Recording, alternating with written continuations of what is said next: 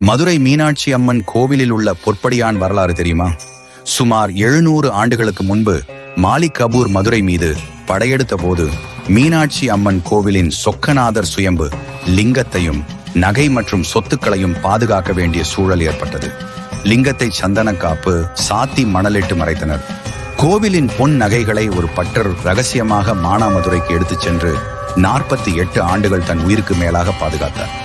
48 ஆண்டுகளுக்கு பிறகு அந்த நகை பெட்டியை மீண்டும் மதுரைக்கு எடுத்து வரும்போது திருப்புவனம் காட்டு பகுதியில் திருடர்கள் பட்டர்களை வழிமறித்து நகையை பறிக்க முயன்றனர். அப்போது மார்நாடு எல்லையில் காவல் தெய்வமாக இருந்த மாயக்கருப்பன் வெள்ளை குதிரையில் வந்து அந்த திருட்டு கூட்டத்தை அழித்து பட்டர்களையும் நகை பெட்டியையும் காப்பாற்றினார். மாயக்கருப்பன் அந்த நகைகளை ரகசிய சுரங்கப்பாதை வழியாக கொண்டு வந்து சொக்கநாதர் சன்னதியில் சேர்த்தார். பொன்னையும் பொருளையும் மீட்டுக் கொடுத்ததால் சொக்கநாத பெருமான் அவருக்கு பொற்படியான் என்று பெயரிட்டு தன் சன்னதி அருகிலேயே காவல் இருக்கச் செய்தார். இன்றும் மதுரை மீனாட்சி அம்மன் கோவிலில் அருவமாக உருவமில்லாமல் கதவு வடிவில் இவர் அருள் பாலிக்கிறார். இது போன்ற நாட்டுப்புற கதைகளுக்கு புராண கதைகள் பக்கத்தை ஃபாலோ பண்ணுங்க. Download ShareChat.